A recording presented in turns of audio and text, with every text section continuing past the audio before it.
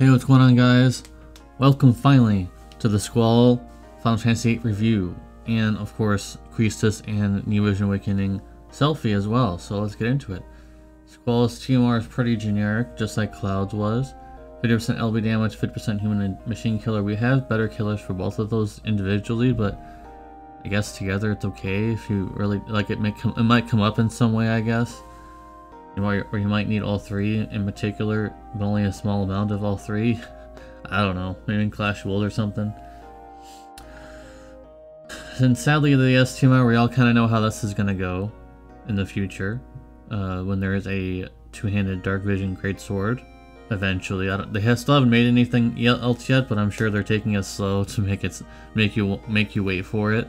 But his STMR is fine for now, but eventually you want to use something that's, you know, the Dark Vision weapon that probably has like 400 attack or something on that greatsword. So for now, 237 attack, not too bad. 50% human and machine killer, 500 flat attack. It just seems like this is only here just to make it so you don't have to use his TMR.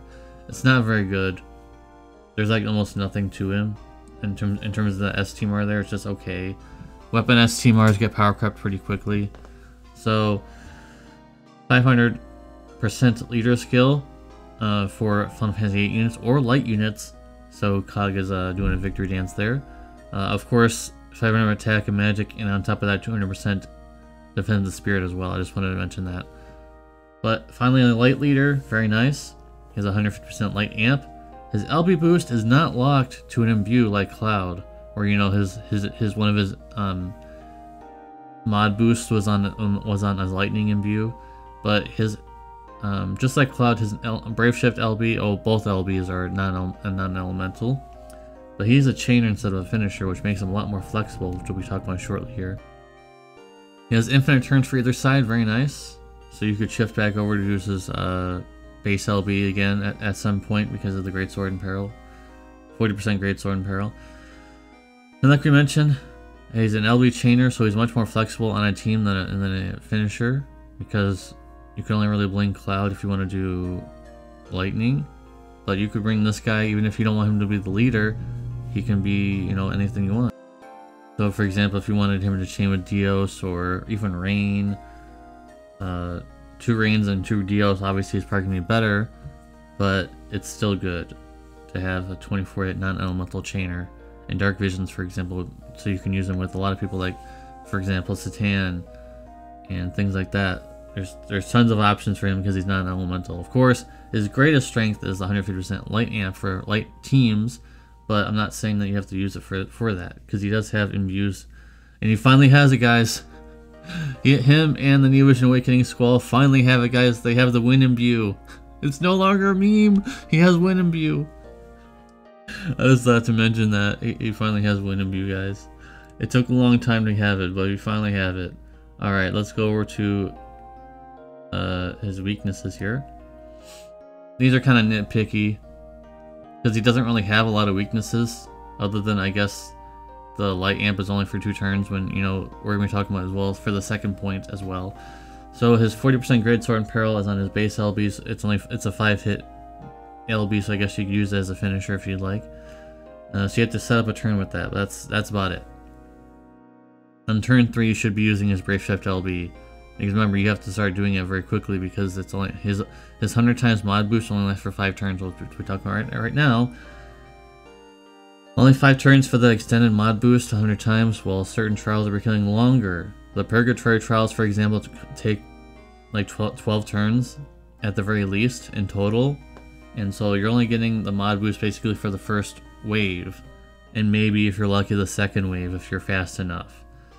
And then after that, and then you also have to wait. You have to basically save his 150% amp for the last battle, which is why I think that they should really be giving us more than just one use of that amp there, or at least giving us a weaker version, like 120% amp for several uses or something like that. Because if they want us to start making, harder content, longer content for us to fight, they need to make giving us units that can last longer. So that's really it. Obviously, he'll be the king of Dark Visions and light teams and things like that, obviously. And when he comes to global, of course, light leader for a lot of units like Tsukiko and things like that. I'm sure Tsukiko will still be relevant. Although it's kind of, I don't know if they're going to consider her light because she does have light. There are some units that actually have multiple elements, but they can be fit on multiple teams. Like Chizuru on JP, for example, she has multiple elements, so she can be fit on multiple teams. So I'm assuming that Tsukiko can be on a light team or an earth team. There's no earth leader just yet, but soon. I'm assuming soon. Probably one of the last ones because earth is really kind of like the, other than like a few units like Yuffie, for example, there aren't any earth units right now other than Tsukiko. So, anyways, I'm gonna give him a 9 out of 10. Non-elemental. His amp, he has multiple imbues. He's not tied to an element. His mod boost is not tied to an element like Cloud, so that's why he's getting a 9 out of 10, and also infinite turns. Very nice. So now let's move on to Quistis. I lied. I forgot about talking about his vision card here. So he's a premium vision card, of course, and if you're new to looking at these vision cards, they've been making elemental locked vision cards, but they're making them so strong, 170 attack and magic. So light, physical or magical units can use this card. Unlike previously with like Cogs and Dark Rain's vision card, which were pretty strong for the time, this is like the next level. So 170 attack and flat attack and magic. That's why I complain a little bit about the global stuff, where their stats are a little on the low side, because we're getting this stuff. Even though this is premium, eventually you'll get it. 80% attack and magic, 100% LB damage, and 500 flat attack and magic. So the only thing I can see where they would power creep this is that they start giving like 700 attack, a flat attack and magic at the end, for eventually when they do another rotation of characters and things. I'm sure that'll happen. So like we mentioned, only locked to light, but you can use a lot of cards with that. Cog would like to have this card instead of his own at this point, and things like that. So pretty good card. Alright, so we have Quistis here. Her teamer might come up in some way, I guess, with 50% magic TDH, but it's really not that great otherwise. It's actually kind of like a worse, if you want to think about it, like a worse S-Teamar of an old, like Aerith's old S-Teamar, but I mean, her S is a Teamar versus an S-Teamar, but Aerith is so old. You would think that this might be a little bit better.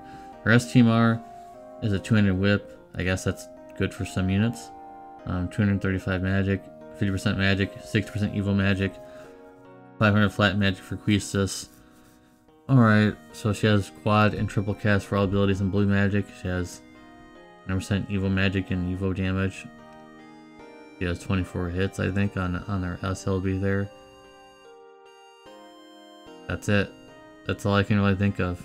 I was honestly like going like this the whole time I was looking at her wiki page and looking at her in game, and it's just like, what were they thinking with this unit, man? They didn't update any of her blue magic, so she still has the same blue magic from her 5-star form, basically. There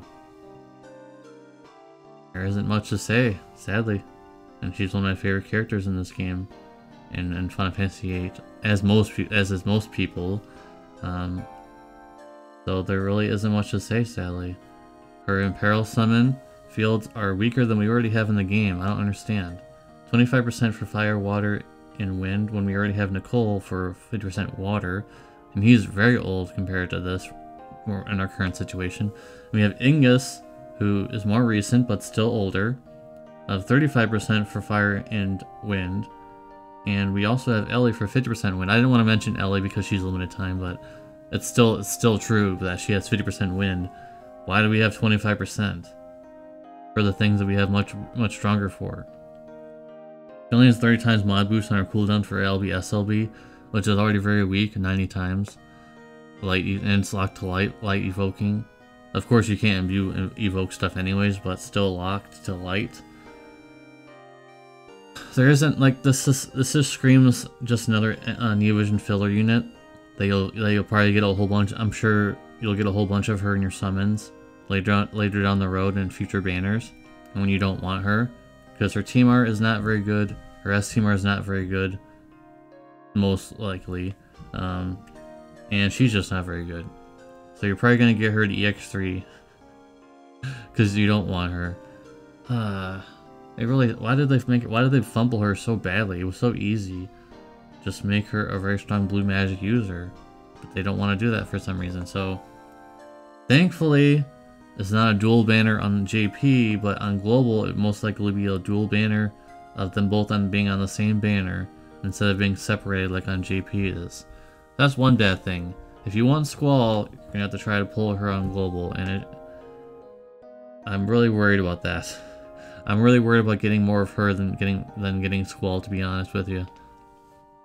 You can pretty much already imagine what her score is going to be, considering that we have almost nothing that we can positively talk about with her.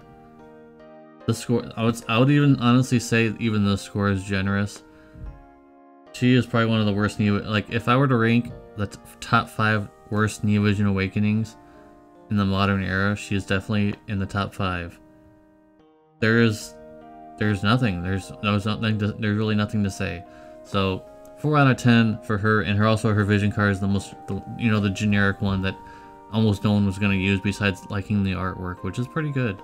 So I didn't even bother wanting to even review it because it's just the same copy and paste one that has the non-premium vision card on JP. So I save you some time on that. Okay, let's get into Selphie. Okay, so we have Selphie here, Neovision Awakening, and also surprisingly, they don't really do this that often. Well, I guess they kind of do, but not this extreme.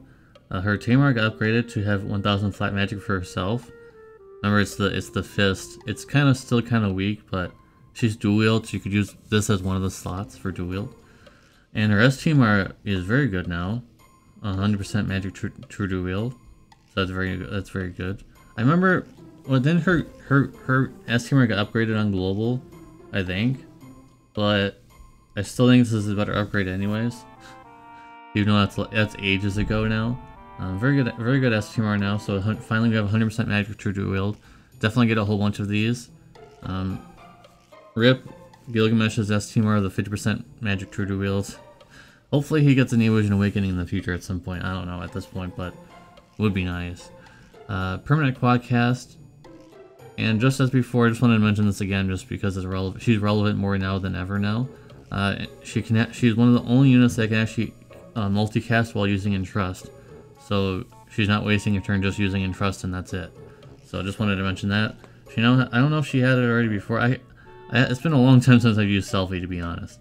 Light, water, and earth imbues with a small amps for those. Higher mods for abilities, 200 times mod for a lot of her abilities now. And just as before, remember how she had, like, for the time being in the 7-star era, she had insane chaining abilities, but you could only get them from there was only a small chance to get them. And so now they're 999.99 times earth or water magic chaining. It's Chaos Wave Awakened, but if you use 2 of these, like if you are able to get that, that's bonkers. That has to be stronger than any, like quad casting, that has to be stronger than anything in the game, relatively. And if she is ever able to get an earth or water leader skill for that, wow. Wow. So that's just insane. I don't think there's anything stronger than that in the game. But there's such a small chance to get it, like really small. So I actually didn't I make a video where I actually got it on the first try or something? It was bonkers. We actually got the high modifier back then when it was really strong.